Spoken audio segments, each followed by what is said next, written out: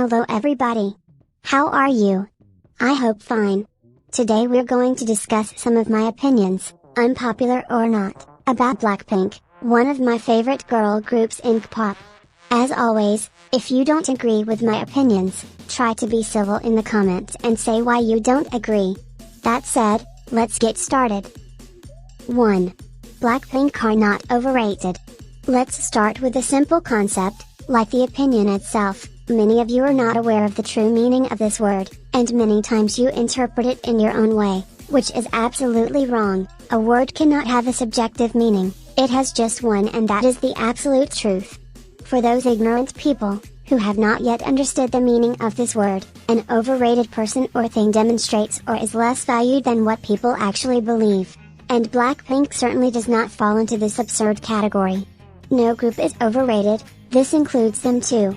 Like all groups, Blackpink also worked for years before debuting. They probably also struggled and faced many difficulties, and it seems unfair to me that K-pop fans treat them like garbage. Okay, you may not like their music, you may not like their rap or their singing either, focusing on your subjectivity to judge them, but calling them overrated is too much. At the end of the day, Blackpink can do what they've trained for. They can dance, they can sing, and they can rap. They are no less worth than other groups out here, and if you don't like them, at least try to be polite when you talk about them, because if I talk bad about your favorite group, you won't like it. If you don't like Blackpink, that's okay, no problem. I also don't like a lot of groups out here musically, but I certainly don't go and say they're overrated and stuff like that. It's not fair even for the people who listen to these groups, and as much as Blinks are toxic to the bone, there are kind people who like Blackpink so much and care about them. Then don't get mad if their fans come at you, if insult Blackpink. 2. Lisa doesn't have to prove anything to you. Too many times I have seen K-pop fans compare Lisa's dancing skills to other K-pop main dancers, and say how weak of a main dancer she is and that she still has a lot to prove. And I have always disagreed. Many of you don't understand that not all dancers dance the same way, everyone has a different style and a different way of moving. Lisa is one of those dancers with a very calm style, but at the same time precise and sharp. She's not aiming for flips and break dances, even though I know she'd be able to, nor does she moves like a freak, because that's not her style. And I love it. She has shown more than once how good she is at dancing and how well she can handle her way of dancing beautifully and with sensuality. Why should you care if she doesn't have a style aimed at being more hip-hop concentrated? In short, she is equally talented and has nothing to prove. 3. Rose is not the worst vocalist in K-pop, and her voice is fine. It's since Blackpink debuted that it's rumored that Rose is faking her voice to make it higher and that she's ruining it because the agency wants her to sing in her higher register. I've never seen bigger bullshit in my entire life. This rumor was born after people listened to G-Dragon's song, where there is also Rose singing, but singing low notes. I don't know about you, but if I don't know a topic I want to talk about, the first thing I do is go and look for as much information as possible, and that's something you haven't done in this case. Rose has always had the voice she sings with now. She has support and is very nasal. It is natural that if you sing in your higher register, you will use a different type of voice and technique, same thing for your low register. Many have commented that Rose's low register is her, quote-unquote, true voice, because it is not nasal. And this doesn't make sense. Nobody has a nasal voice in the low notes, because the voice does not need anything to lean on, while in the high notes yes. Otherwise you scream and you could ruin your voice. And the low register of Rose is absolutely not her true voice. Her true voice, it also includes her higher register, up to the notes that she manages to touch with her true voice, without using falsetto. And already here, your ignorance is shown, you always speak without ever knowing. Plus, I never understood why many label Rose as the worst vocalist in K-pop, when she is probably one of the most skilled, given how she sings and how much she sang. Rose doesn't need to sing high notes every time, that's not what makes a singer, a real singer. Singing is a set of things, the technique you use, how you breathe, the right opening of the mouth, the low notes, the medium notes, the high notes, the ability to turn the voice when you need it, and so on. You see, It's not as simple as it sounds. And I can assure you, if you accept the point of view of a vocalist like me, that Rose is really good at singing and she has all the right skills to do it. 4. Teddy has to stay. Look, I love this producer and songwriter. Without him, Blackpink wouldn't have the hits that we all know. Have you heard the music he creates? They are all great. Teddy always tries to create a mix of sounds that lead to various parts of the world. Each backing track could be used as a soundtrack. And it is useless to complain about the lyrics. Your faves certainly do not do any better, and it is not a good excuse to send him away. Not all songwriters write to communicate something, and that's okay, because I don't listen to music to wonder why the universe exists.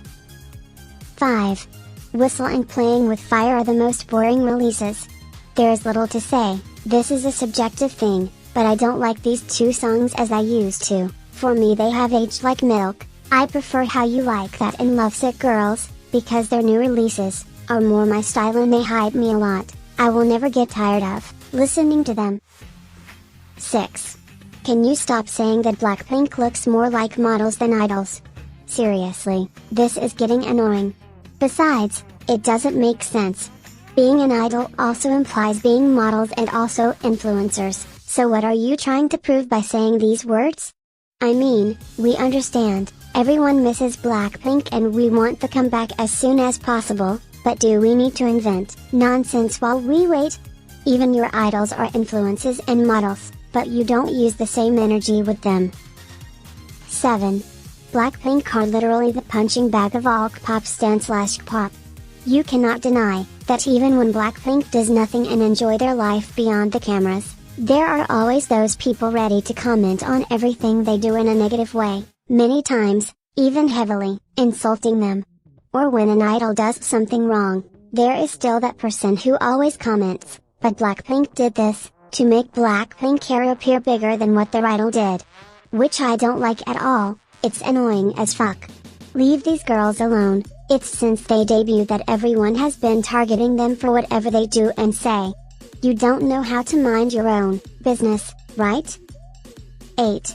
Your opinion on Blackpink positions do not matter. If the Pinks debuted with each their own positions, it means that each of them had those skills that were better than the others. Lisa is the main dancer. It doesn't matter if you like how Rose or Jennie moves.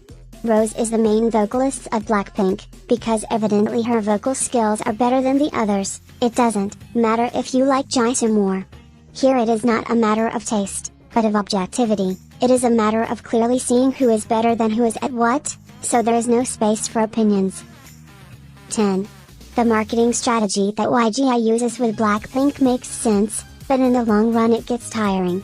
Okay, that might not make sense, but I'll try to explain my opinion as well as possible.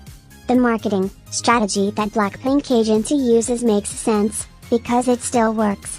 They keep fans without content, or songs, for years, and when the time comes for the comeback, the fans go crazy, make a lot of hype, and stream everything, giving tons of views to the content, comments, attention and so on.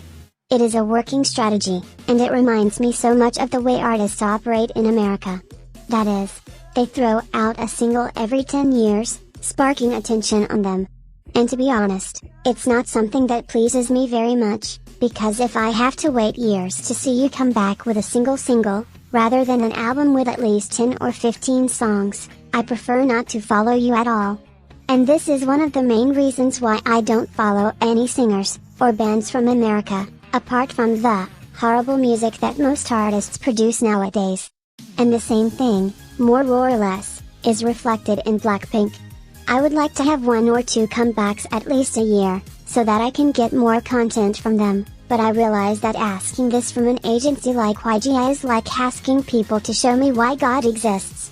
I'm not saying that Blackpinks have to kick their ass and get tired to give us a comeback, but at least one every year would be a must, if you also want your fans not to get tired of you. Well guys, the video ends here. It was nice to share my opinions with you. Write below in the comments if you agree with my opinions or not, and don't forget to write yours too. Leave a like and subscribe if you liked the video, and we will meet again at the next video. Bye bye.